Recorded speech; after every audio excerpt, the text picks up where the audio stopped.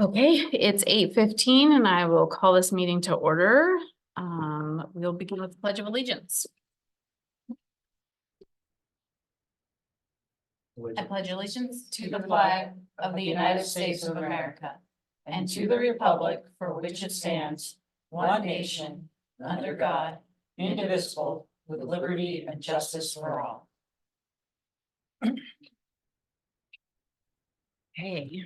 Let's move on to the approval of the agenda. Are there any changes that need to be made? I'll make a motion to approve the agenda. I'll second. All those in favor? Aye. Aye. Okay, moving on to the consent agenda.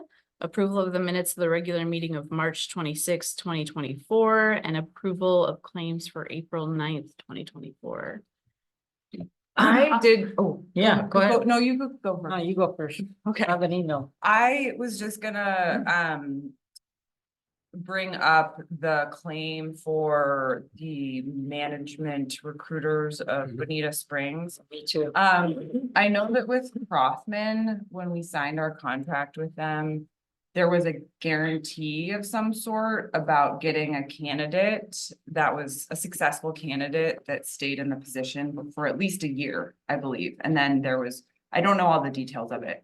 And so the AGM thing just popped up because we ended up having 0 candidates apply. And just kind of thinking about those contracts in the future, how do we make sure that we either end up with a successful candidate or get some sort of And the remedy in the Hoffman wasn't the refund, it was, we'll run it again. yes, right. Yeah, and on this one, it was a refund. So, Was it? yes, yeah, that's in the contract. I can't Okay. remember the exact details. And of course, no payment if there was no candidate. So this Oh. was this was a straight up, if they don't come up with a candidate, we don't pay them anything. But in the claims, it shows that we paying $43,000. Yeah, the agreement was that, and so more than one employee did apply through the recruiter. So, the successful employee, Kurt, came through the recruiter. Oh. So that was how the process ran. And, the recruiter vetted, Kurt against all of our external, and he was in the final cadre. And the issue there was that we were unable to get the one out of stater that we really wanted to talk to at the last minute bagged out of the interview. I'm wondering if just from hindsight, it seems like there was a lot of money to do an internal hire. So if I could remind the commission of how this all started, our intent was to do a nationwide search to try and find someone who would be a succession candidate planning behind me. And the result of the search was that we were able to find someone who would be a really good operations person who ultimately we weren't able to talk to in person. But we had gone through, the proof in the pudding that in fact, for what we were looking for, we weren't going to get a succession planning candidate. So the reason we engaged an external recruiter in the first place was that we were going to intend to look for something we didn't believe that we had internally in terms of a skill set. Okay. I'm prepared to approve the claims. I think it's potentially just a opportunity for us to learn from the experience. We know that the utility, it's a challenging hiring environment. But maybe it's worth a conversation with that firm to sort of say, how could we, make this right? Or is there a way that they could Credit give us us the something. credit for a future? Right, that would be a really recruiter, nice thing for them to because do. I know we have some Yeah, other potential. we'd like to hires. use them again, and maybe they can take into consideration the fact that we didn't actually bring someone in from outside and see if they're willing to work with us, because obviously we have more people that we're going to be hiring. I know this recruiter very, very well. I've worked with him for over 20 years, and I'd be happy to give him a call and have that conversation. I think it would be productive. Okay, Thank yeah, I think that giving him some feedback would be great. I'll make a motion to approve the. I just consent- had one other item. Oh, yeah. And I don't know if, Chris, you'd like me to bring this up now or in a different part of the agenda. But it's regarding the change order report and just curious about the Intelco fiber charge. Is this now a good time or is it another time I should bring that up? Well, I don't think it's on the consent agenda. but- Okay, so I'll leave it alone. I'll bring it up and maybe in your Or- GM report if that's Or if okay. you like, yeah, we could cover it there or in the broadband. Okay, thank you. Yeah, wherever you want. Okay, I'll second that. Oh, yeah, I'll make a motion to approve the consent agenda. In a second, okay, all those in favor? Aye. Aye. We'll now go to public comment. Anything? No? Anyone online? Any hands raised? Just- Rick, it's your chance. You'll get another one at the end of the meeting. It doesn't look like there's anybody online for public comment either, so we will move on to the general manager's report. So let me talk about the Intelco in just a second. So, And I apologize, by the way, to the commission and to you, Chris, too, because we didn't have our check register because of me. Yeah. So I'm but this is not a bad one for people just to know what's going Okay. on. Yeah. We've been building out an internally owned SCADA system that hits our substation, Station D on the water side, and then our two water plants, ties it all back together here. We've been engaged in doing that for many, many years. This particular segment connects the loop all the way back to Bonneville through the Intelco sub. So it really has nothing to do with Intelco. We're just using the routing to get back to Bonneville. So now we've got a complete ICCP enabled loop so that's what this thing does. and I get that. It showed up on the change order report. I'm wondering why is there a change order associated with that item? Well, so every time we have a new contract. that Oh, it's a goes new out- contract. Okay. Yeah, so we put it on the change order report so that if there's a change, we got a place to, say, here was the original contract, here's the change. That's all that's going on there. Thank you. I misunderstood. No worries. Okay. The second thing I'd like to talk about, there's going to be a county council resolution today put in by Commissioner Galloway or Councilmember Galloway. And this is the supporting internet resolution that she's been working on off and on for 2 years. It's been a bunch of different iterations. It was a dig once policy. There's still elements of that in here. There's a bunch of other stuff. Anyway, when we held our last broadband steering committee meeting, number one, Kayla wasn't there. And number two, we couldn't really say that the broadband steering team fully supported this because Kayla would have to recuse herself from all that. And the other thing was, I was virtually certain you guys would supporting the resolution. And Rob similarly was certain that the port commissioners would support it. But we didn't have your say so on that. Mhm. So that's what today is about. I wanted to, let you know that this is out there. It is a good resolution. And I believe that we can get in before it's heard in the committee of the whole. What I'd like to do is write a letter on our behalf and basically say that we support the resolution. It's a nice step forward on integrating internet planning and construction with all the other utility work in the county. One thing it does is it specifies that internet is an essential utility, which has never been done in the county regulation. So it's, helping that. The resolution improves several areas of integration. First is in the regulation. So it's, calling it a utility, working it in the planning. The second area is in the construction notification. So whenever a project is out there with the streets being opened, everybody is notified. And then the third is in GIS oversight. So it's creating a database so that the county can manage where all this stuff is. And finally, we feel this resolution helps support the work the PUD, Port, and other organizations are engaged in to secure funding and build infrastructure to improve internet access across Whatcom County. Sincerely, the three of you and myself. And if you'd like, I will get that together and transmit it over to them today. And I'd support. kind of show your support. Yeah, I would support that. Perfect. I do have a question because I haven't seen the final version. So when you saying there'd be a notification that construction was happening, is that essentially the dig once? So that's to open it up for anyone to lay fiber. There's no guarantee that would happen. Right. That's correct. Yeah, and the advantage is when you know that the ditch is gonna be open.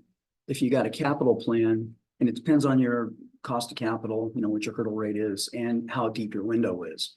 But if your cost of capital hurdle rate is 6, 7, 8%, which is reasonable right about now, and your construction planning window is about 5 years, so you know what your capital plan is that far out. That gives you the ability to decide, okay, I can go in today and put in conduit, even though I don't need it for 3 or 4 years. And so that's the nice thing about the notification is those folks who are planning to go in, it gives them an opportunity to get in there without having to cut the street in. Thank you. And that's all I wanted to cover today. That's it. Yeah, unless you guys My have other goodness. questions. Okay, any questions for the general manager? Thanks for taking the lead on getting that letter of support. Oh, Yeah. my Yeah, pleasure. thank you. All right, so we'll move to old business, and begin with a broadband update. Andrew. He's been back for a whole day, so I hope you got a lot done. Yeah. Well, that's funny you say that because I was just going to say this report will be very brief. Hope that's okay. No, in all seriousness, good morning, commissioners and Chris and John. So the Point Roberts project, I'll just start with that. The engineers are doing great work. They're on track with their timeline. They're following the Gantt chart, and they're coming in budget with our staff estimates for what this project will cost for labor, construction, and so on and so forth. So I'm excited to report that our numbers are aligning. They're staying on track. So all is good there. They'll be out in the field next week doing some route driving. So we'll get the final routes back a few weeks after that. So things are really moving. So we're still on track to go out to bid later this summer for construction or end of summer. And then the full contact make ready work is on track for, I think, mid-May.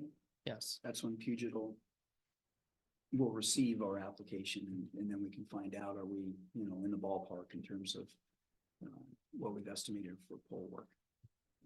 Yes. And thanks to John and his team for working on the PSC full attachment agreement. And then thank you for everyone who let me know your availability for our telecom workshop, which we've landed on, I believe, May 17th, which will be 8 to 10. So I'll work with Ann to get that notice out. Is that a Friday? Yes.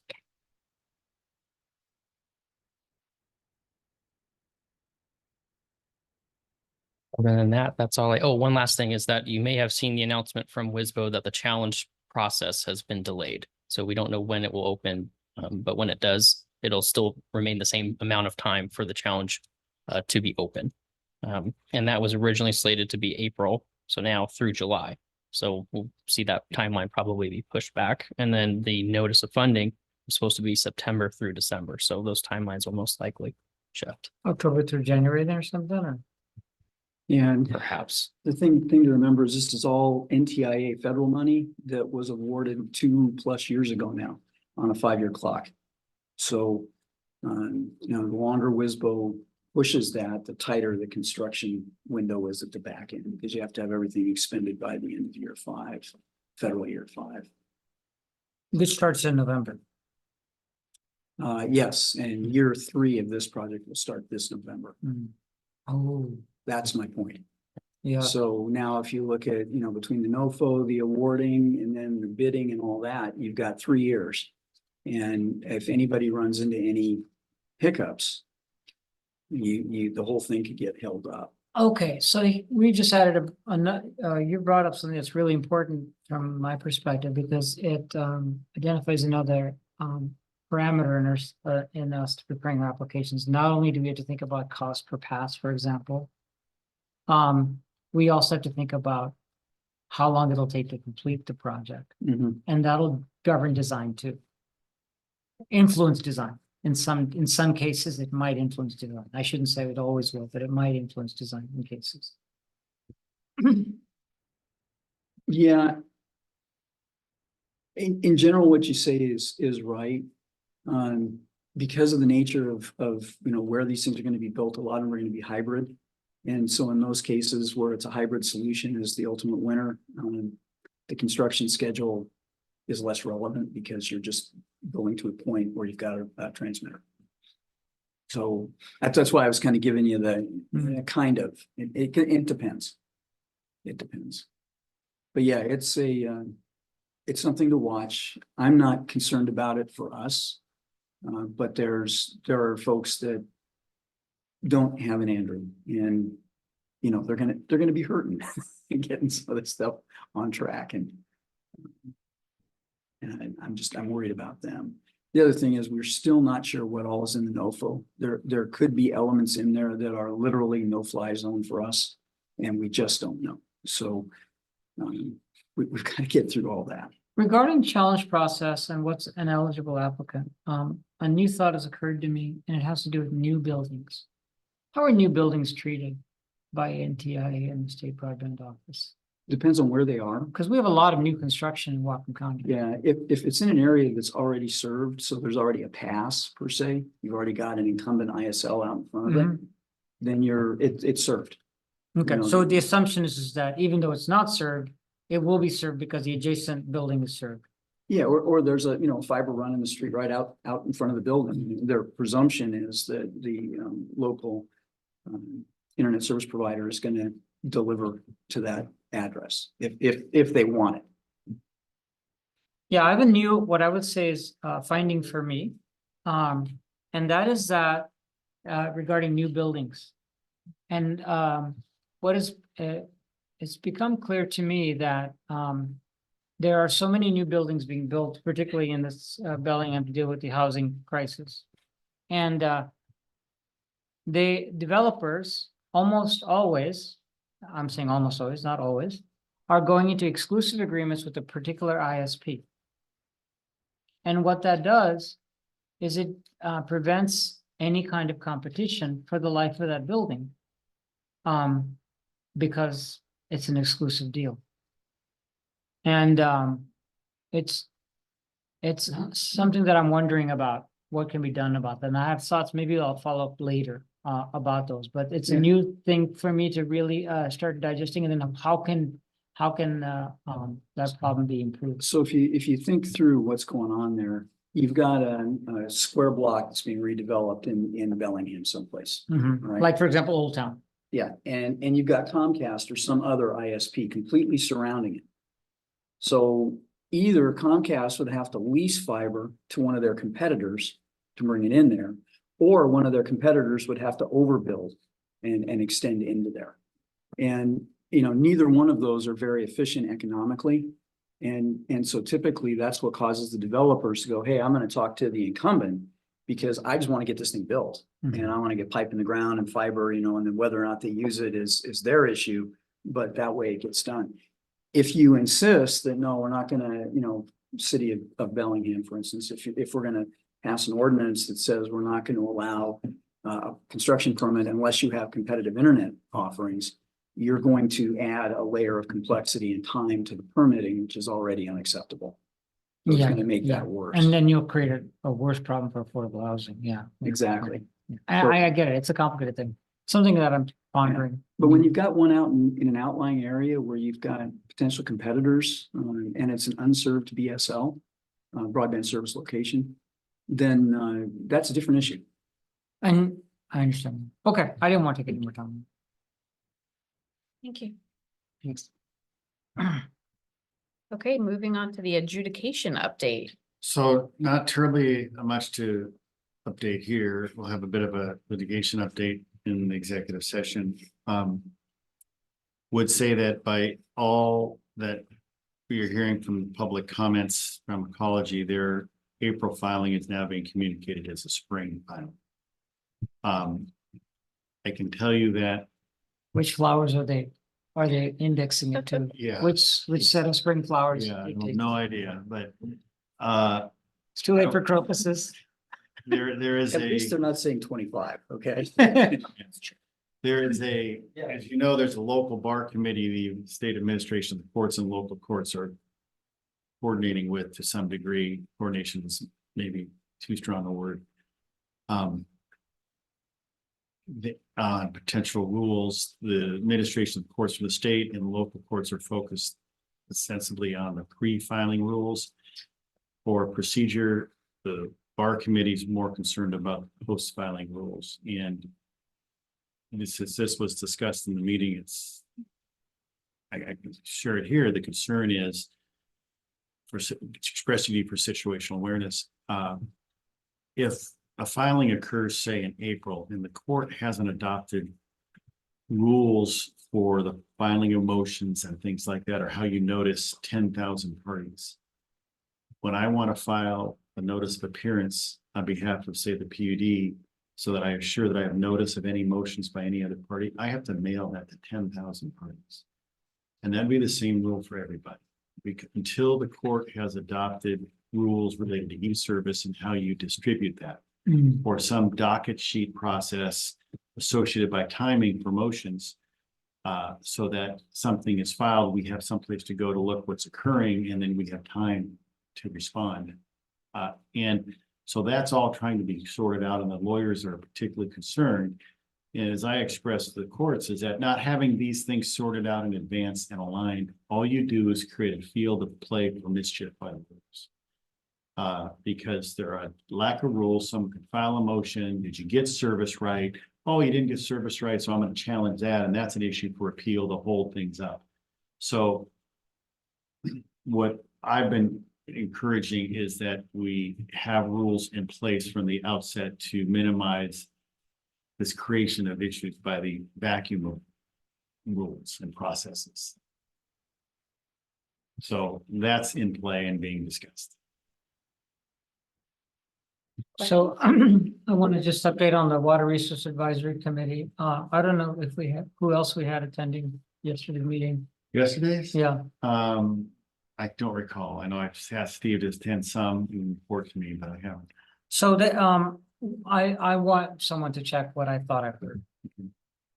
What I thought I heard is that they said they're gonna send out postcards to everybody, the 30,000 water rights holders as the first step. And Consider that service. No, that would not be proper service because it has to be return receipt. And it could be a notification postcard they're speaking of. Maybe that's how they're, I don't know. I can't. I'd have to Well, talk- We'll I would find out. suggest those postcards have the right kind of flower on it, you know? Hi, this is ecology. Here's your postcard. Government, how to help you. Save the day, yeah, exactly. You know, so anyway, I just, if you don't mind, seeing if there's more corroboration of what they're considering their spring filing. And so that's one thing.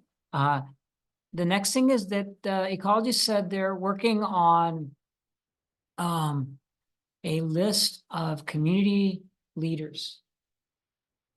They want to work with these community leaders to make sure the word gets out. It's the first time I've heard of this. And I've requested a follow-up. And I think I've got something on the calendar for next Monday. She said, we can come present to your PUD as well. And I said, I'm not sure this is PUD business yet. I'd like to talk to you first and find out what your current list is. And obviously, I want to hear from the commission here to see whether this is something we want to actively engage on their list. I think we would have input on this list. Yeah, I I think. it should include the three of To us. me, that aligns somewhat with the idea that I've been talking to Chris and John about for a while, which is think that there's a need. There's obviously the adjudication track, and then there's this potential settlement Right. track. And to have that happen, we're gonna need to do some sort of a summit or this settlement track is a very unknown process, but it will need to involve a lot of the key community leaders coming together in some way. And I mean, I think to me, yeah, figuring out who that, I think it's worth learning more about what they're hoping to achieve with this list of community leaders. Let me be clear. Did they express what the community leader outreach was going to be about? No. So I think, so let me back up to the comment of the postcard and then dovetail here. the summons that goes out and mailed to every party is only after the court orders it. So the process again is the college files the petition, then they have to ask the court to issue a summons. And the court issues the summons, or order directs college to issue the summons, then it gets sent to all the parties. Right, so if they were mailing a postcard now, that would be presumably pre-filing or before the summons, because the summons and the petition, all of that gets sent to everybody, not a postcard. So what I'm thinking, the postcard is going to go to a vast number of property owners. And part of a college's claim will be if someone says, I didn't get notice, and said, well, here's what we did to reasonably notify somebody. We sent this mass mailing postcard. We did all these outreach efforts. We did all these things. So they're going to put that in a declaration, say, if someone comes in a year or two later, says, I didn't get notice, well, wait a minute, we did everything we were required to, you didn't. So it could be a process of setting up to protect themselves from, this is the lawyer cynic speaking, that they protect themselves from claims that they didn't do the proper notice and then make efforts reasonable and more should be done. The other side is, let's also give them the benefit. There's a complex process. They are doing an outreach. That's a good thing. And even a postcard is a good thing to communicate. So there's dual purposes to this. So this could be what the community leaders could still be. We want to make sure we're communicating with everybody all we can. I haven't heard a college say it, but I have heard them say over the last few months is they're not, they're focused solely on filing this adjudication, not getting to all the bigger solutions yet. If this was a community leader discussion from the county or their consultant at Cascadia Law Group, that'd be a different. Yeah. So that's just my read, which could be totally wrong. The individual I'm talking to, her name is Sheila Coughlin. She's with the college. Yes, and I'm talking to her on Monday at 11 a.m. I'd be interested to hear. Yeah, I will. And then what I said, the purpose of this call is, as I see it, is not yet directly PUD related. It is to make sure that I have a chance to look at it. And then I'd like to have that list be public information so that we can provide input on it. My specific personal interest is to make sure that that list does a good job of getting community leaders as it relates to the individuals who are most likely to be potentially disenfranchised in the adjudication. People who will miss the memo. The people are gonna miss the memo and be mad as heck about it. That's gonna happen. But I want to do everything possible to minimize the number of people who are mad as heck.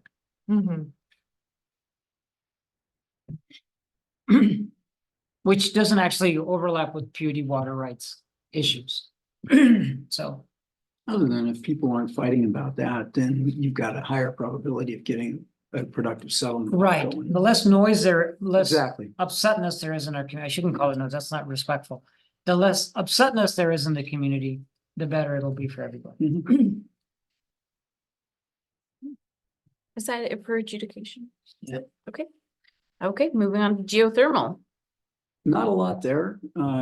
We've got our first meeting. It has not been scheduled yet. It was supposed to be either 8 to 9 o'clock tomorrow or 11 to 12 o'clock tomorrow. And I don't have a commitment for everybody. So it's going to happen this week. I'm just not certain it's going to happen tomorrow morning now. And that's the meeting between us and the NUCSAC to talk about, how we get together and really start writing the RFP for the study. What's got to be in it? Who do we engage to help write it? How do we vet it when it comes back?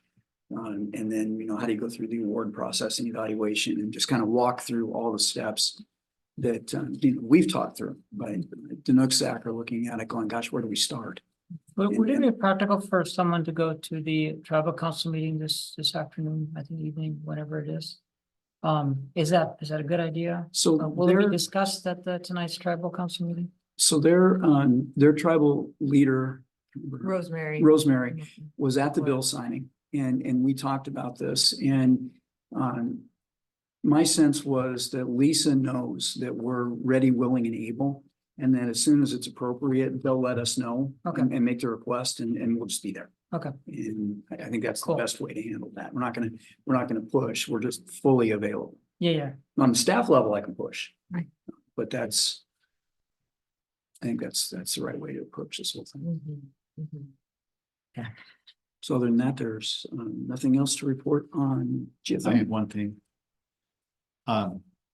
So you'll recall that we submitted a comment letter on ecology scoping documents for the utility scale solar projects and the utility scale wind farm. Yeah, the onshore.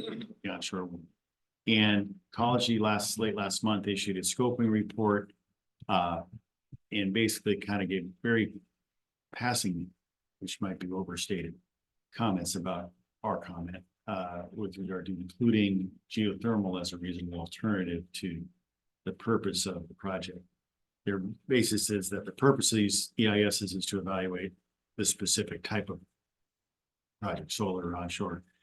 We had said in the letter that the purpose was based upon that legislation, which was clean energy projects and facilitating, accelerating the permitting process in ecology. As we expected, did not address it. Say that there's another programmatic EIS being issued for green hydro. I think it should be green hydrogen. Yeah. Hydrogen.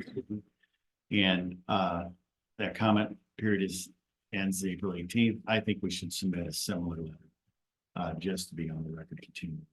I already drafted it, morphed from the prior letters, and it's ready to go. I just want to let you know. I talked about this. Same kind of context. I'm hitting the issue about reasonable alternatives a little bit harder, but I don't expect any difference. And I can email you the scoping report for both those two if you're interested. It is interesting that they spent in the announcement for the comment on the scoping for the green hydrogen. They spent a lot of time in the document discussing green hydrogen, which they didn't do for the onshore projects, solar. Anyways, you may just see an email from me without any context of, so you have those reports or whatever. Really quickly, I just wanted to say thanks to Chris and Andrew for joining the call with the BPA transmission folks 2 weeks ago. And for me, it was helpful to just, and I hopefully Andrew, I think Andrew and I were both deer in the headlights, learning the details of what the BPA transmission process looks like. And then Chris, you spent 3 hours on another call learning about the. They're changing the business practices around the generation interconnect and the transmission interconnect queues. And it was a 7-hour scheduled call. And what they were doing was going through 350 pages of the business processes line by line and taking comments. And basically it was people who already had projects in the queue that were, they've spent hundreds of millions of dollars. They're perhaps even under construction already, and they still haven't made it through the interconnection queue. And they were asking, well, what would you define as site control? And then a bunch of the developers would say, well, here's what we've got. Is that site control? Here's what we've got. Is that site control? So it was interesting. I actually checked out after 3.5 hours. That was enough, because we don't have a project at that level. And by the time we do, chances are the business processes will be changed again. We're gonna have to go through something a little different. So I think for me, my takeaway is that we need to kind of keep our pulse on what's going on there. There's so many things that it's a 10,000 piece puzzle to get a project like this done. And, that's at least 500 pieces of it or so. But, just kind of keeping track of that, because it is such a challenge right now for so many clean energy projects, the transmission piece. And I think this project is unique because it's on the west side of the Cascades and just wouldn't require that many miles of transmission, but just I think it's good that we're staying on top of that as we move forward. And then the only other sort of geothermal update for me is that somebody from Geothermal Uprising, which is a nonprofit, reached out to me. And they were just grateful. They're a nonprofit that's kind of industry association that's supporting geothermal. They're really in their infancy, but a lot of like the key geothermal developers are on their board. And I think they're really just trying to kind of promote the benefits of geothermal as a baseload renewable energy resource. And they wanted to say thank you to the PUD for our support of 6039.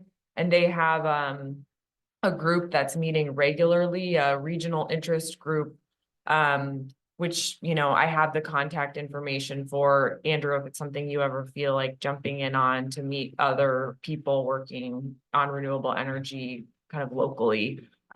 They also, I don't know, he's letting me know about some conferences that have happened, but it seems like there's kind of a growing interest in geothermal in the region and nationally. So I'll forward that information to you and Andrew and Chris, and if either of you are interested in learn, they can pass it on. Yeah, and I think the one thing where this will really help short term is that we're going to struggle to find people who are willing to bid on the study. Mm-hmm. You know, we know of one private outfit that is interested in it, and then the usual suspects: Western, WSU, UW, PNNL. PNNL. Yeah, Yeah, although, yeah, well, yeah. PNNL. Mhm. So you know, they're going to be very interested in it, but there's got to be a lot of other organizations out there that we just don't know about and are not sure how to reach. You know, advertising in the Bellingham Herald won't get it. Mhm. So, No, that's for sure. you know, if they've got a little newsletter that goes out, you know, and there may be a lot of other ways for us to get the word out about this study, and that might be really helpful. Okay, I'll send that information along, and I think it could be a good group for us to tap into every once in a while. Yeah. Great. If there's nothing left for geothermal, we'll move on to new business.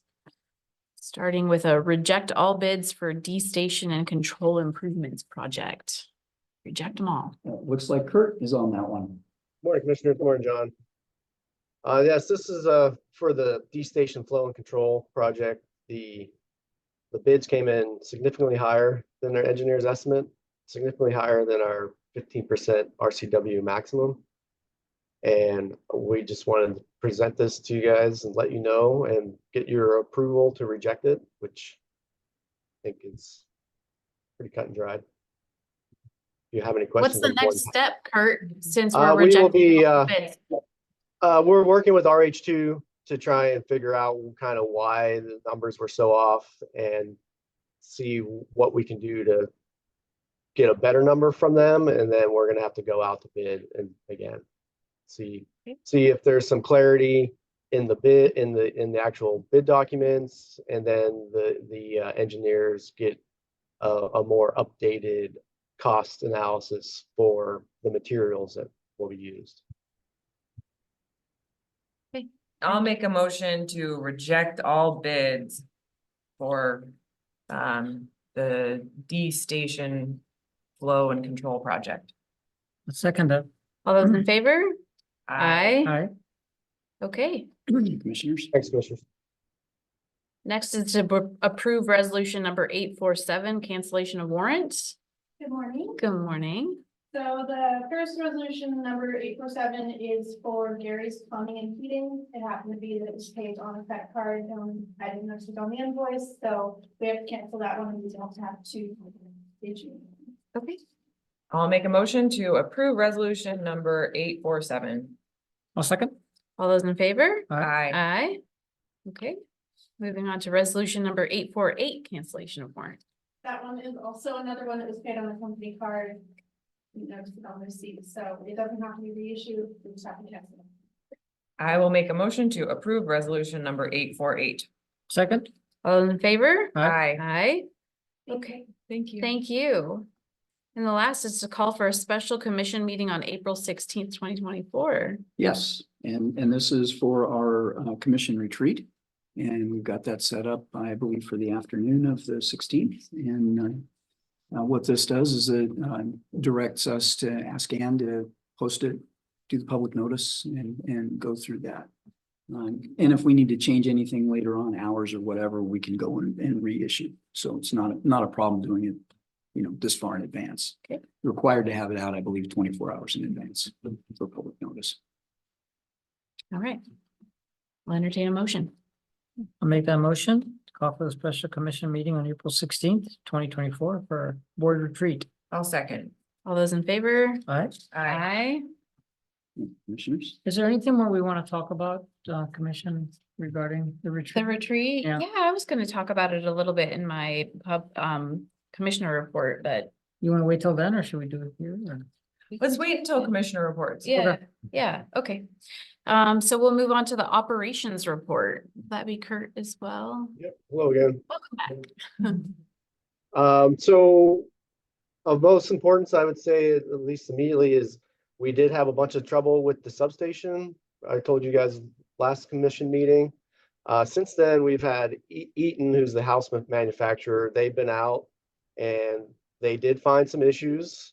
And so we did have some concrete changes made that hopefully next time we try this, we have an improved result. They find some wiring problems. They did find one of the arc flash relays was having a problem, so they're going to replace that, and then they're going to do some other changes. So we will need another visit from them because they didn't have all the parts in hand, but we are making forward progress on the substation, so that's a good thing. Any questions on that? Okay.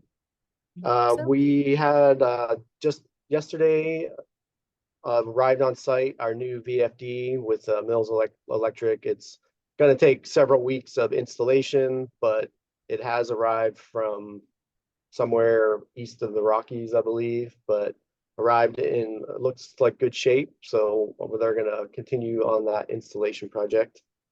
And also we are working with another contractor with the replacement of the wood lumber between our basins at Plant 1.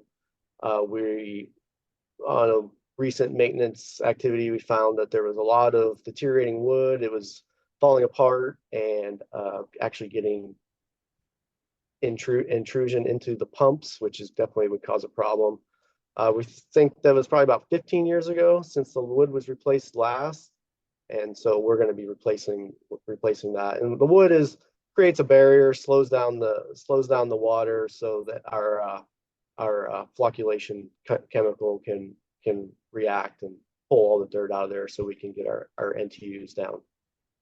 And that's our operations report for now. If you have any questions. Questions? No. Nothing for me either. Thank you, Kurt. All right, thank you. Okay, so we will move on to the commissioner reports.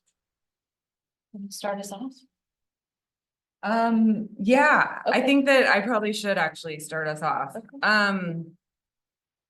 And I might need to walk over there and get a box of tissues. This is not gonna be an easy commissioner report. No. So I think with all my work on the PUD, it's when I've been faced with, is it easy or is it right? I do what's right, and this is gonna be right, but it's gonna be hard. And the hard news is that I am resigning effective May 1st. And I think, you guys know that my life has changed a lot since I ran for office 4 years ago. I have a 1-year-old. I took a 5-week maternity leave and came back to serve as the president of the commission. And I have given everything I possibly can in this role. And I am truly so proud of what we've done in a short period of time. I have a resignation letter that I'm going to be sending out after this meeting. And, I took time to sit down and write what we've done, and we've done so much. And when you think about a shift of just a few degrees over a long period of time, it does make a big difference. But I have 2 really little kids, and the balance just hasn't been there in our family. And I took some really deliberate time to start thinking through this with an executive coach that I hired on my own to just really help me through this. And I was committed to finishing strong. And as you guys know, clean energy has always been my thing. And I wanted to just go really deep and finish as strong as possible with this last legislative session, and I don't think that we could have finished stronger with what we did on geothermal, bringing in $500,000 to see where we can go with this project. And, you know, I wish that I could keep going on this project. And I think, you know, when my kids are a little bit older, who knows what I'll be doing. My work is not done. This work is not done, but it's become clear that I need to pass the baton on to someone else. And it's obviously with incredibly mixed emotions. It's one of the hardest decisions I've ever made. And I'll have the next meeting and the board retreat. It's part of why I wanted to go first, because we're gonna need to talk about the board retreat. So I'll save all of my sort of final messages of love for everybody for that retreat or final meeting. But I do just want to say that I'm incredibly proud of this team, and we've, as an organization, really started to lean into change. And I know that that's not easy. It's hard. It's been a lot of hard work. But I'm proud of what we've done, and I think we're in a good place on a lot of different fronts.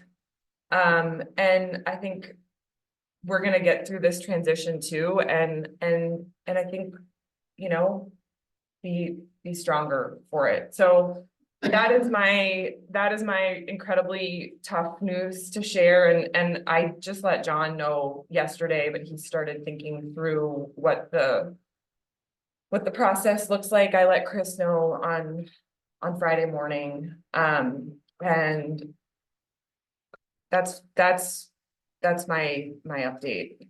So my plan is that May 1st will be my last day. That's a lot to absorb. I know, because it's been quiet for a little while. Yeah.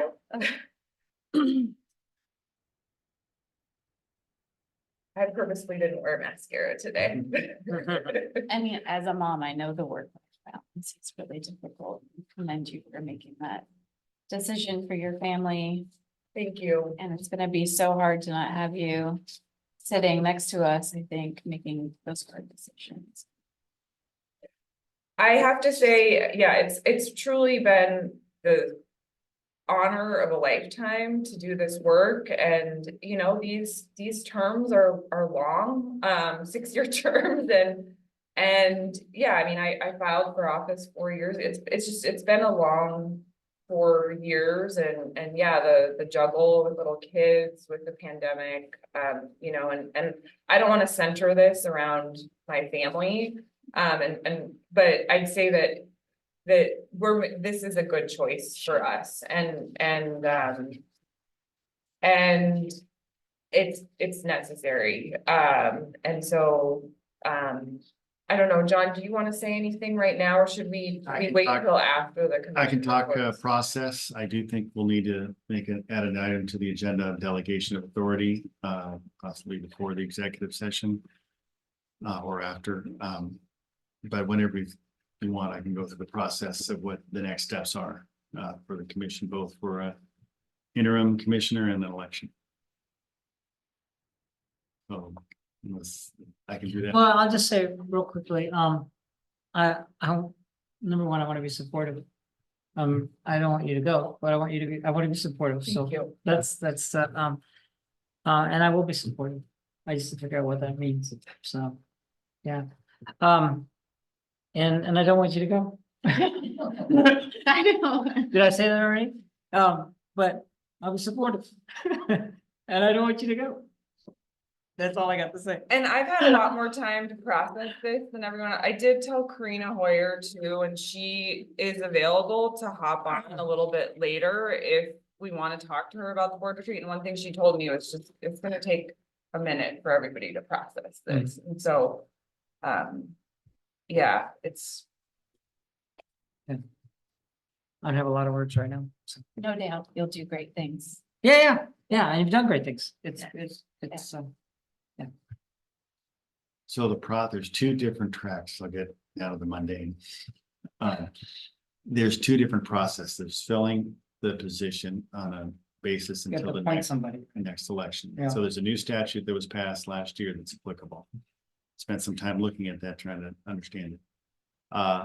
And I have had some conversations with the auditor just to make sure things align.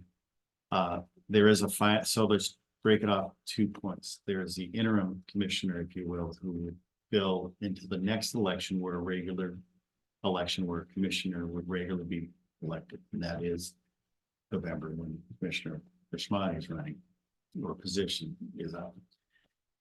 And presume your filings. Mhm. The candidate, the filing period will be in early May. So it leaves about 3 or 4 weeks to get the word out on a candidate. And so that filing period would go forth if there's more than 2 candidates, there would be the primary. And then you'd go to the general in November, and that elected commissioner would take office immediately For 2 years. for 2 years. Until In November instead of in January, yeah. then for the interim, the commission appoints. And the process that was adopted in 2023 is you have to provide notice to the community for at least 15 days.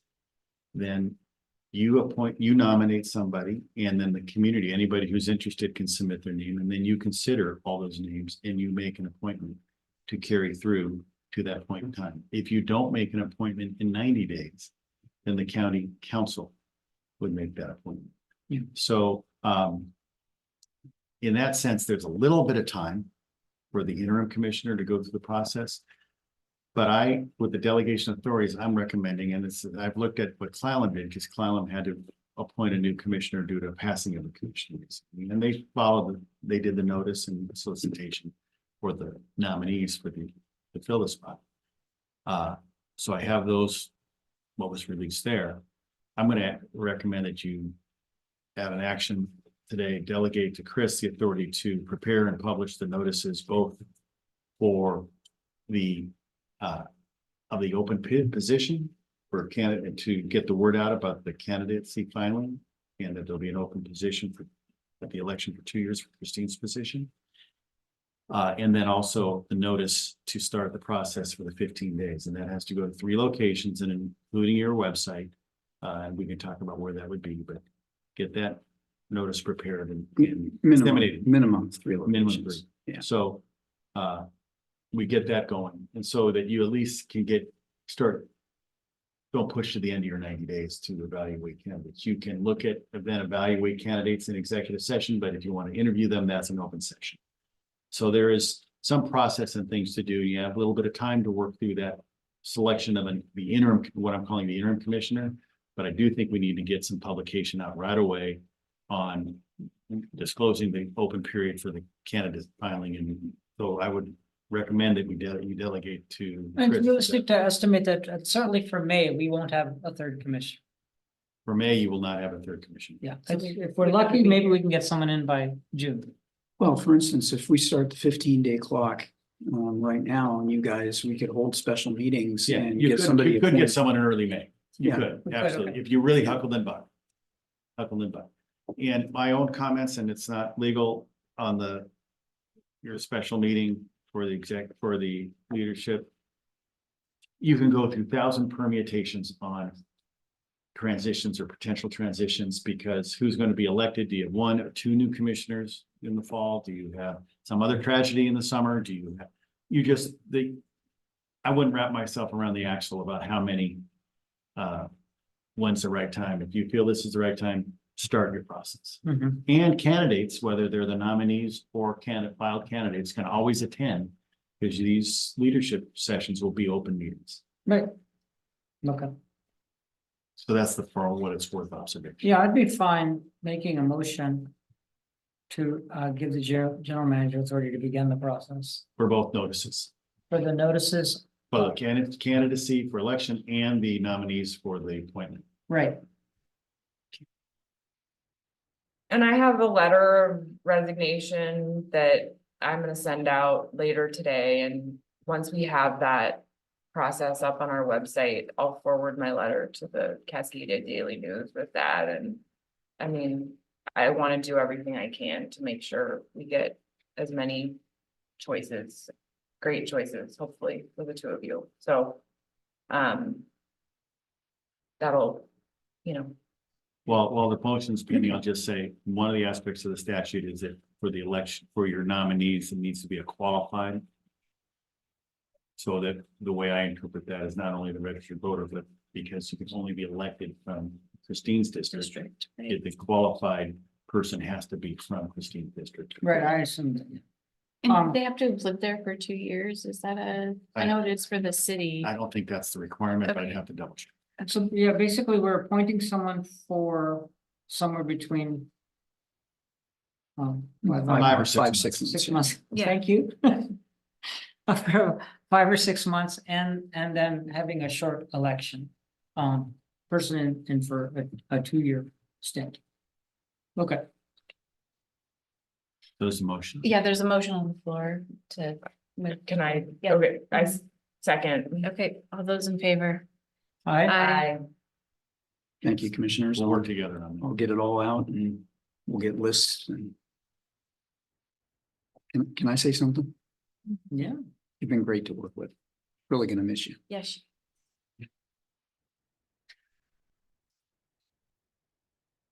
Would you like to go with your commissioner report? I'm done with bombs today. I'm not you gonna- know. I'm not gonna top that, Christine. Way to steal the thunder. I will end this meeting. And Karina is available at 10, Yeah, if you want to bring her in on any conversations. yeah. Do we have time to get through my executive session and still do that? Yeah, I don't know what I want to talk to Queen about right now. Yeah. It's something that's coming, but I'm open to it. So updates, there's another Sierra Club or Earth Day event, multiple commissioners have been attending. If we're gonna attend, then maybe we want to notice it as such. You know, I'm not sure if I'll go or not, but I just wanted to bring that up.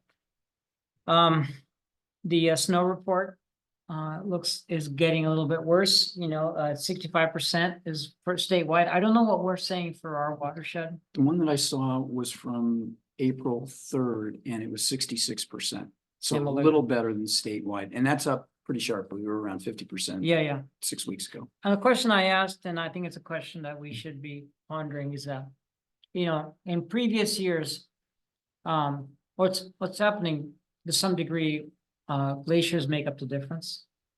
To some But- degree, yeah. But every year there's less glacier.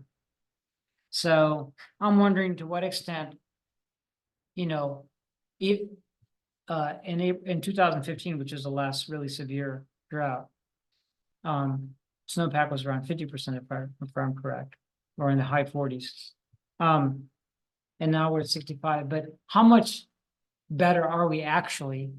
Because we have less glaciers or something, because the Yeah. makeup, the difference piece is less. And I'm just wanting to compare to 2015 for the practical information to the community, particularly the rural community that would face curtailments, right? Potentially. And I'm just curious what's gonna look like. So the way that the runoff would work in this scenario. And now I'm gonna go back to the beginning when I'm done, but you look at lower snowpack on the ground at lower elevations. And so what that means is that the big early runoff will be less. The glaciers are still in pretty good shape. So for the next decade or two, as you melt into them, you're not gonna have a cessation of flow at the end of summer. Everything's gonna look like business as usual as the glaciers continue to retreat. If you ignore the glaciers and just look at the river flow. So now going back to the beginning, it's at 66% today, and the weather forecast long-term is a warmer than average summer by 2 standard deviations. They're not predicting a heat dome or anything, but if you have that, you'll accelerate that early melt. And you'll also dig deeper into the glaciers, but you'll also increase the load of water need down at the lowlands. So, I think that things are not lining up good for this summer. I'm worried about what might happen in the South Fork. Yeah, because that doesn't feed off the Baker glaciers. It Yeah, feeds off right. low elevation Only snow. snow, yeah. And, so I really worry about what the South Fork may look like.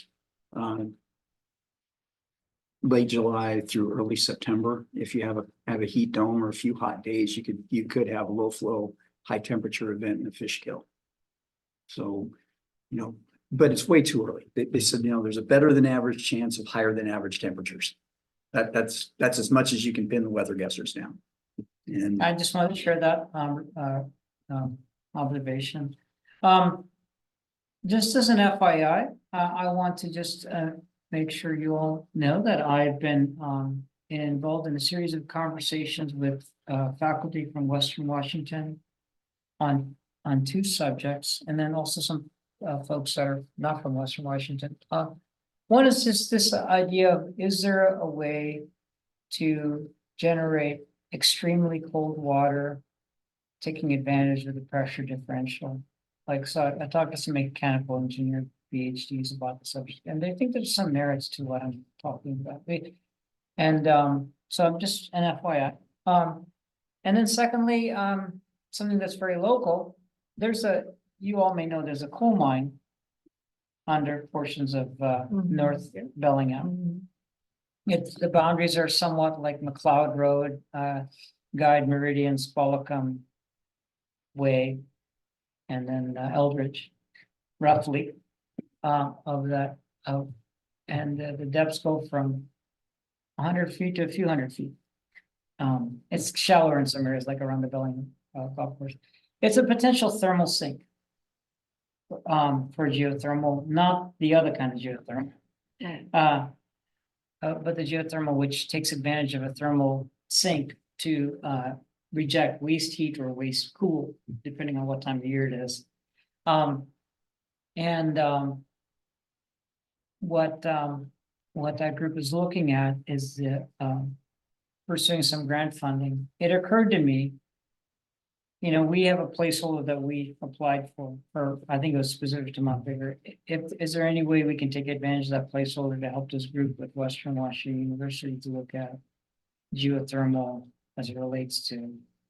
well, interestingly, there was a grant opportunity that came across yesterday in the forward at the Andrew. And what they're looking for, it's DOE, federal DOE. They're looking for community utility groups to do innovative projects like this. And one of them was a geothermal project, a big one up in Juneau or Skagway. Okay, cool. So yes. Maybe we'll follow up in our check-in, and then related to that. And it may be that, we help set this up and then stand back and let Puget move in, depending on how it's structured, Yeah. because, It's also finding, customers. There's the things like, of course, Bellingham Tech Mhm. that might be interested in this, the country club community. And new development plan in that area, as well as the Old Town development could potentially tap into that. So just FYI. Now the next thing isn't an FYI, it's I think it's a meaty subject. I don't know if we want to cover it in a future agenda or not, but it's the whole Markets Plus discussion. Markets Plus versus California day ahead market. Mhm. And there's been a lot more that's happened. Bonneville staff have come out leaning to favoring Markets Plus. Oregon has come out favoring. I think they're not just favoring, they're going ahead with joining the California day ahead market. And so we're part of a few different organizations, and they all appear to be leaning towards Markets Plus as well. We perhaps don't need to do anything. But I wanted to mention it again. If we want to take action in support of that, there'll be a time soon to do it. And what are your thoughts on timing for that? And if we do need to do anything, or Well, I think there'll be a call from Laputa, and I think that would be the best place for us to have input. probably after the April meetings. Yeah, I'm not Okay. sure. I know Liz is already talking about it. She's Yeah. talked about it to the GMs and pinged us to see what our opinions were. And so I think that it's probably going to be soon. Again, I would recommend very much you go with Markets Plus, the SPP, just get it out of California. For all the reasons the Bonneville staff cited. They had a really good write-up on that. in You Clear really good Mountain. write-up, yeah. Yeah. Has everybody had a chance to look at that, or have you I gotten it? haven't seen the write-up, but I just want to repeat what I said the last time, the last commissioner meeting, that I would like, I would like more education on this subject. So there's a you know. really good write-up on that, that PPC sent out. I don't know if Yep. you got it. Yep. Could you forward it to the commission? I can. That would be great, yeah. It also has two really wonderful forecasts on electric load and weather. Oh, So it looks forward into the EV market out 25 years. And so there's really good stuff on that PPC. okay, yeah, forward that would be great, thank you. So the other thing that we need to think about, and it's really related to that, there's two parts. There's markets and then there's transmission operations. And the most effective markets in the nation are both. They're a market and an RTO, Regional Transmission Organization. So this West Tech thing that I'm involved in is really looking at the grid Northwest and do we proceed to an RTO through that? That's really, but it's exactly the same discussion that you have with markets. You know, and how do you operate that for the benefits of all the folks that are subject to it? So it's a big issue. The only other thing that I'm gonna bring up is the challenge process. Kaylee sent me an email as well about this subject. I don't know if any of you got it. But of course, yesterday there was a challenge process meeting. Did you attend that? For the rebuttal. Yeah. Was it yesterday, right? In the afternoon? There's another one on Wednesday too. Yes. Another big one on Wednesday. I think it's the same subject. I think you could pick whichever one. The thing is just making sure that people that should be able, that should challenge are aware of the challenge process. And I think is your steering committee working on making sure that any challenges that are out there, that you're able to flag them and let the appropriate people know, you know, for example, as is appropriate. I just want to make sure it's on your radar. So if somebody files a challenge, we're not notified of it. So we don't know, for instance, if somebody who has a gig fiber pass in front of their house, but they don't want to pay for it. And they want to go back in and report themselves as unserved so that they can get, you know, access to funding. We won't see that. They'll simply go in and say, I'm not served. Your database is wrong. And there's no notification out to us. The flip side is where people are, you know, they are not served or underserved, and the data shows that they are. They have to submit their own speed tests and things like that. So all of those individuals have to know. So how does how does a kind of a mistaken challenge get rebutted? I'm not really sure there's a mechanism for that, other than, you know, if the individual says, hey, I'm not served, and the state goes back to the ISP and says, what's the deal? They say, no, that person's served, they're not paying for it. I'm not sure if they go to that step or not. Do you know how they're gonna handle those individual challenges? I believe the state makes the ultimate decision when the writing information is submitted. So they submit free speech. So the state will contact people who say, so, yeah, so somebody says they serve, the state will contact the party who supposedly was serving that location.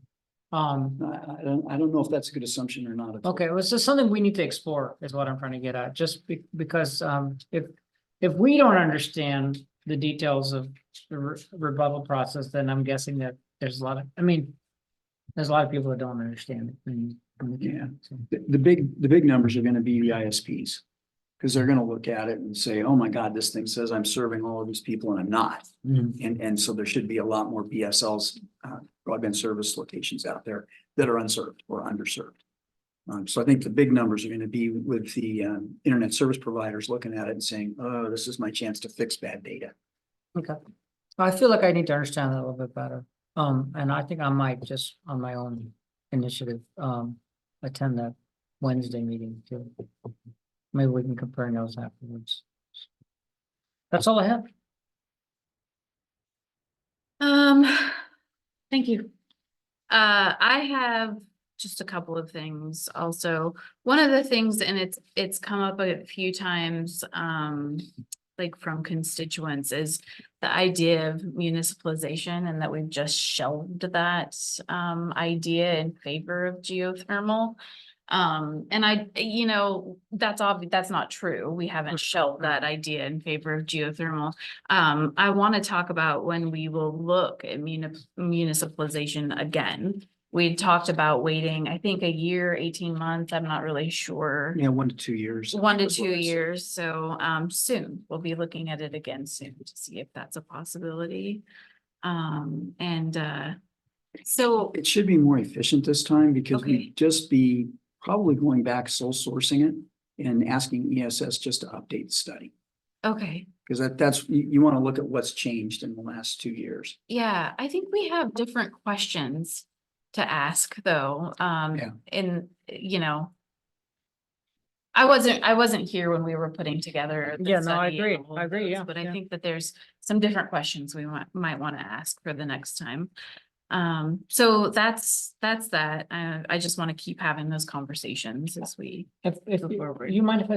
Yeah, go ahead. Yeah. So one of the things that I think that is very early, but as a potential is Lummi Nation looking at a sub-municipalization.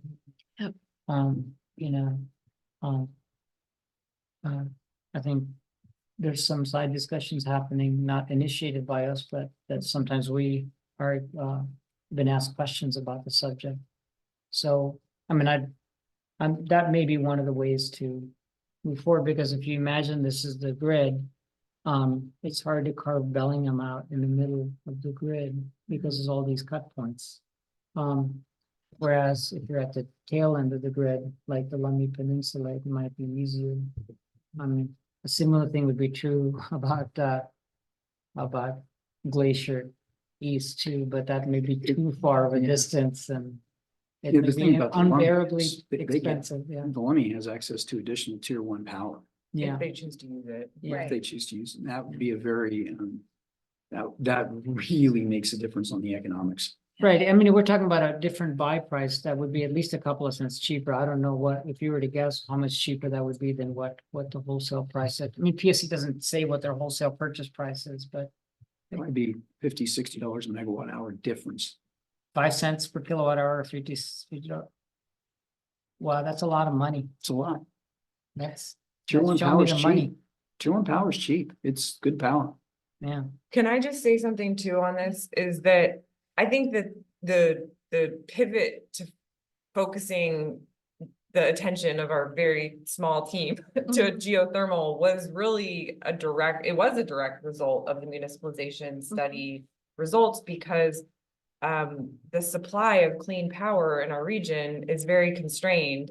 And one of the things that I've heard from folks in the community is just switching to BPA power doesn't really help us as a region develop the additional clean energy that we need, not to mention that we couldn't get it at tier 1 prices with the current legal structure that we have. So, I think that having a large renewable generation facility in Whatcom County is directly related to having more control over our energy future. And it's a less, it hopefully won't require as much litigation as the other pathway. So, I mean, I saw that email from Todd Lagacy too, and I spent almost 2 hours with him in December going over all of this. So, And remember, I'm happy to talk to these folks. Mhm. I mean, you hear from them because you're the elected officials, but get me involved. And use me for that. I can go out and meet with groups. I can walk through this, because this is not simple stuff. And one other thing too, just since I think we saw at least one of the same emails, is that part of SB 6039 was to do kind of like a statewide look at some of the potential seismic concerns related to geothermal, and Alex Ramel put that in there specifically so that we can have really concrete answers to that question in terms of, is this a legitimate concern that we need to worry about? You know, when I talked to Todd about that, I think if we have an enormous earthquake, having natural gas lines all over our community is also going to be quite a large safety issue. Pipelines of all kinds. So, you know, like having a huge electricity resource that would help, I mean, there's a lot of reasons why having a massive earthquake is going to be terrible for our community. I don't think that we should not do geothermal because of that. But I do think the additional seismicity concerns will be looked at in SB 39. So, Great, yeah. thank you. I just want to make a comment because I asked the question. And I don't know if this is just a comment, but I had asked about the sort of what I would think is a dig once provision in here, that if they, you know, everyone is notified if there's a construction project. And I just want to ask the question because it came up, I think, in every single one of our campaigns. Is there no way to compel someone to lay fiber during construction projects? Because that's what people want to hear. That's what some people want to hear. Right. That once you know, there's construction happening, that somebody has to lay fiber. And I understand the want for that because it will be helpful for everyone, you know, the more fiber that's laid, but there's so many different players involved in this. Who would be that entity? Any thoughts from you? I've never seen a piece of legislation that compels the installation of fiber by private enterprise. Yeah. It's just It'd be a take, It'd be a the take, argument would be non-constitutional taking because you're mandating something to do something that is not a direct impact of their project, but is to convey a broader public benefit without compensation, and that would probably violate state and federal constitutions. Having said that, I mean, that would be the argument and probably has some weight. Having said that, I think the county or city could, through right-of-way agreements or franchise agreements, condition parties who need to have access to their right-of-ways or franchise that they install conduit in those areas that they're using. But that is only a very piecemeal approach to that. You will need some type of state legislation likely to accomplish that goal and still be subject to potential change. the way that Dig Once works, the places where it does work well. They'll have a street cut moratorium. In fact, they won't even talk about Dig Once, they don't care. They'll just say, we're gonna pave the street now, and you cannot cut the street for 10 years. Or 5 years, they pick a number. So if you need to go in, you're gonna have to directional bore, which is more expensive than open cutting. And when you put that street moratorium on there, the folks that have plans to have fiber in the area, they'll throw conduit in right away. Because they know they're not gonna be able to cut the street in a year or 5 years. And that's a different approach than mandating someone do it. Sure. It's Yeah. playing leverage Yeah. approach, if you will. So you can't use this unless you do this. And I suggested that early on, and there was no appetite for it aside from Kaylee. She was, yeah, we can do that, but most of the other county council members were, you know, and staff. Well, Very, yeah, and the very reason the county resistant council to that. is because Public Works is against it. Right, and I've seen it work all across the country. It's simple. You just declare a no-cut street moratorium. And the rest takes care of itself. That's what I would recommend. Yeah, Yeah. unfortunately, we have no say in that. Right? That's right. Well, as I pointed out to a whole bunch of people, starting with John Humphreys, we don't own any roads. Yeah, that's not. Somebody not who up owns to us. roads makes this call. Sure. Okay, so I just wanted to talk about that. And then, as for the retreat, like, I wouldn't mind hearing from Karina. I just wanna say that I hope we're all doing our homework, 'cause she did send us with homework and Sure. okay, make sure we get our 25-year plans and all. I think the question too, why she wanted to be, was willing to be available at the 10 was if you wanted to continue with the retreat on that date, given the transition that's kind of coming. And that's your call. Yeah, I think I want to continue with the retreat, yeah. Oh, absolutely. And that's an easy Yeah, decision. And yeah. I think Steve, Chris and I have had great Mhm. discussions about that and policy from Chris and I have been supportive of the. Yeah, my call would be just go ahead and do it. And you still plan on attending? Yeah, you know, there's a Energy Northwest meeting at the end of April. I'm planning to go to that, the quarterly. So I mean, I'm all in until May 1st and whatever I can do. Oh, we should talk about reassignment of. Yeah, well, we don't have to do that. I think At that, the next yeah, meeting. that'll probably, Could you bring a table for us, the old table, for Sure. the next meeting so that we can do the reassignments at the next meeting? I do want to say too, that I wish this retreat would have happened last year or 3 months ago.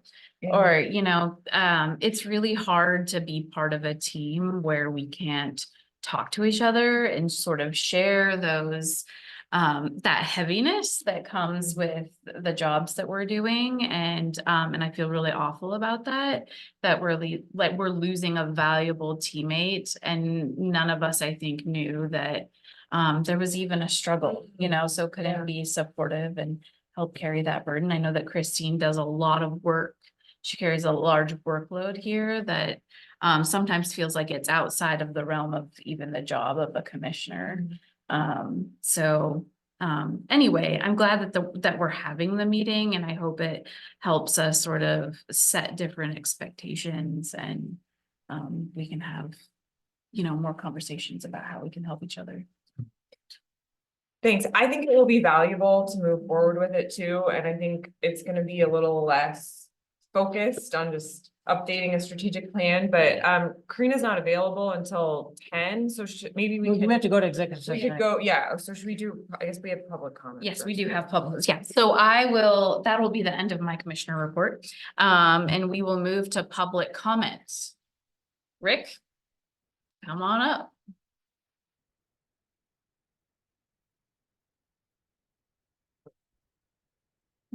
Yeah, I just wanted to thank Commissioner Grant for her many years of excellent service or to the PUD, and wish her nothing but the best going forward. Thank you. Trying to make me cry.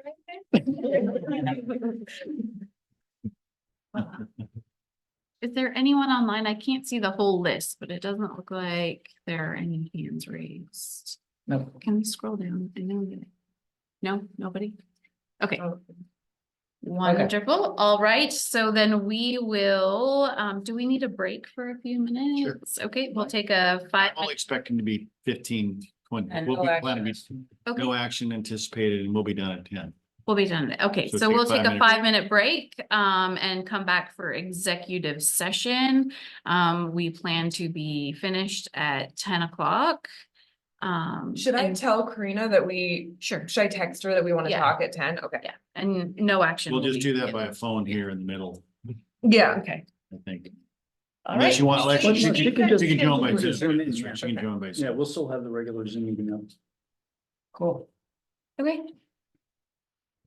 Break.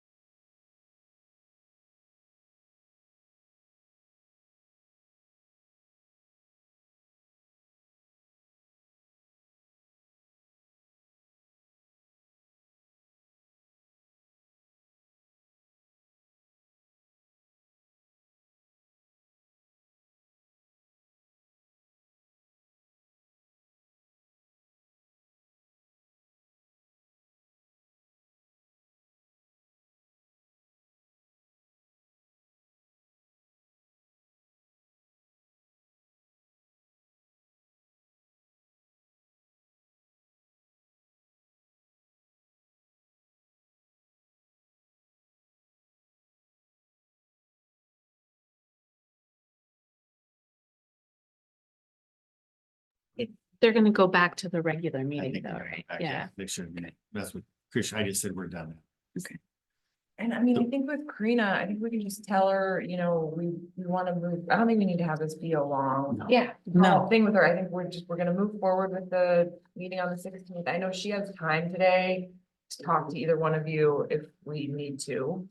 But I mean, I think that we could keep the agenda a As little it bit as it is and kind of. Yeah, I mean, I Yeah. wanna capture all of your information. You know what I, like all of the stuff that you have to offer, Mhm. where it's still relevant. No, we're out, aren't we? Yeah, just a minute.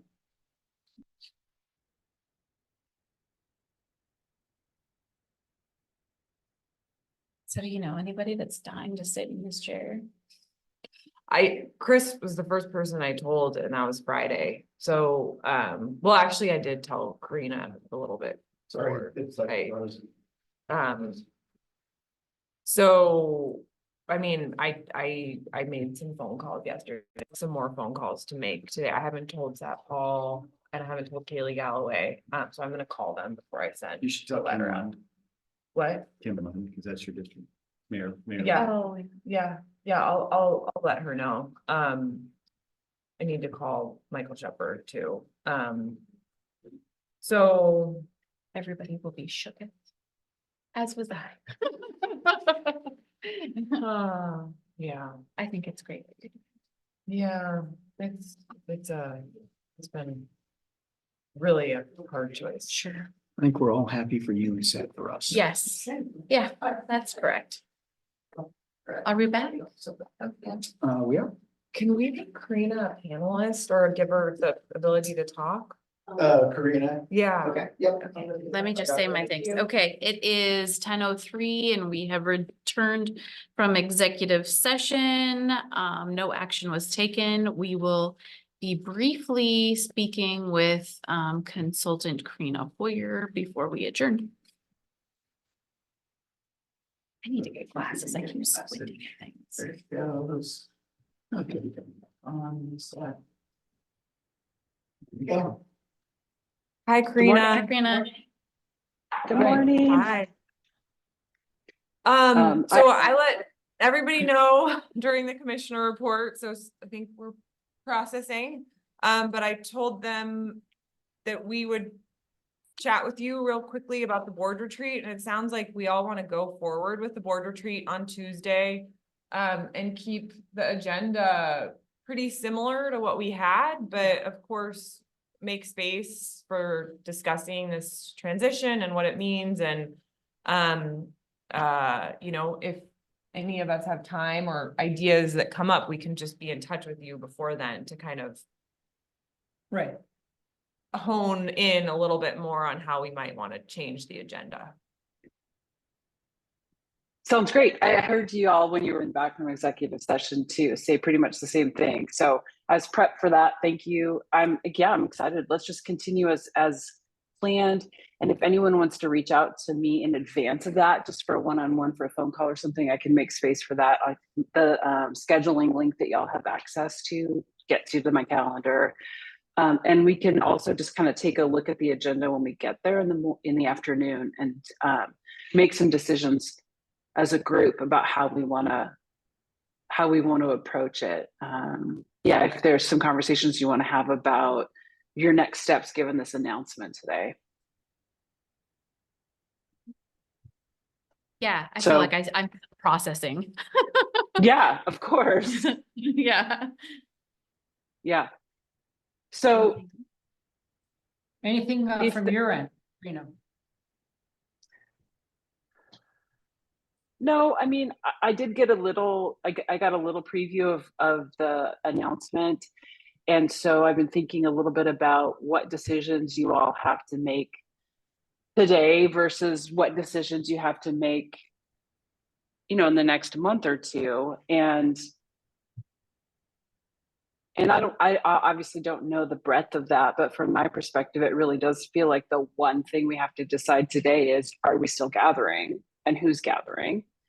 And then everything else can kind of come as it needs to. And so if we also have space in our days set aside and the right people are gonna be in the room on Tuesday, which I'm assume is all of us, plus whoever else is, would like, chooses to be there, then I think So are we using a I'm good. meeting room at the Sheraton Four Points on Lakeway? Is that what we're? Yes. Okay. I guess the only thing is, once y'all process, if things pop up for you about just questions you might have or conversations that you want to have with each other in that setting, I would just ask you to make note of it, and I'll just be prepared to kind of adjust the agenda based on your needs, as you bring them. Thank you. Yeah. Thanks. All right. We'll Yeah. see you on Tuesday. See you on Tuesday. Okay, we'll see you on Tuesday. Thank you so much. Yeah, thank you. Okay, yeah. Bye. Bye. And with that, we will adjourn. Okay. 7. Right, and I've got a bunch of employees that.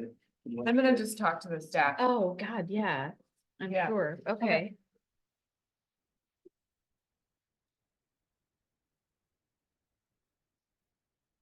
It's really hard for me not to have